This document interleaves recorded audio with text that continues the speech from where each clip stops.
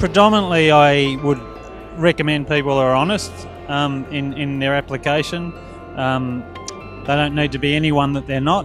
So that the CV, I want them to express something significant about themselves, even if it's not that significant, but I get an idea of their personality.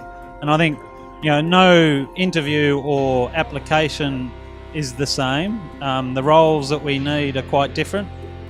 We're an architectural firm of 100 just in Melbourne. As a company, there's nearly 300 of us.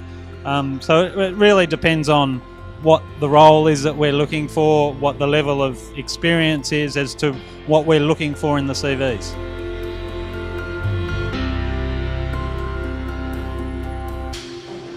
The way of the world is that that initial impression is very important.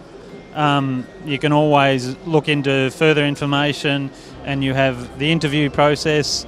I don't want someone saying that they're something they're not. And because we look for people at all levels of experience, a graduate architect shouldn't have a 20-page CV. But we would want them to express what skills they have and how that they could benefit us as a practice. Look, again, it is all about the honesty. I'm not necessarily attracted to big personalities, and I can see beyond that. So if there's substance into what they're saying, look, I know within 5 minutes whether an applicant is worth pursuing in terms of their approach and their manner in which they conduct that interview. Doesn't mean they, again, need to be a loud person. I also look for the people that are a little bit understated, and sometimes you need to ask more questions, but then you get them to respond. So that initial breaking the ice is really important, and telling me something about themselves. That doesn't necessarily mean architecture, but it is a way of understanding that person a little bit in that first few minutes.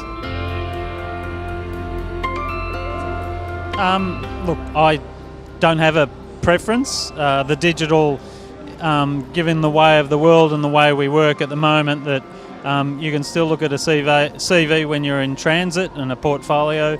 So it is that ease of access that I think is really important, and trying to be a paperless sort of environment that we work in, and agile and mobile, means it's probably more applicable to have it online.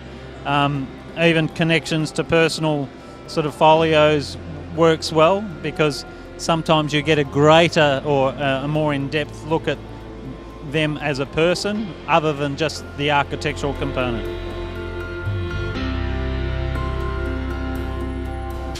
Definitely it's a practice where people are not held back, and that we will support and promote people that are sort of willing to make an impression, and that can be at any number of levels. Sometimes you have quite competent practitioners, but they don't engage with that sort of office or studio environment that we're trying to create.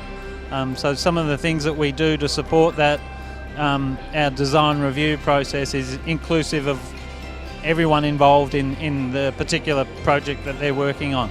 And we try and support the office culture with a lot of social and cultural activities that promote architecture. So that's something that is important. I'm never one to say no to hard work, but I want the people to, and we want our people to enjoy their work.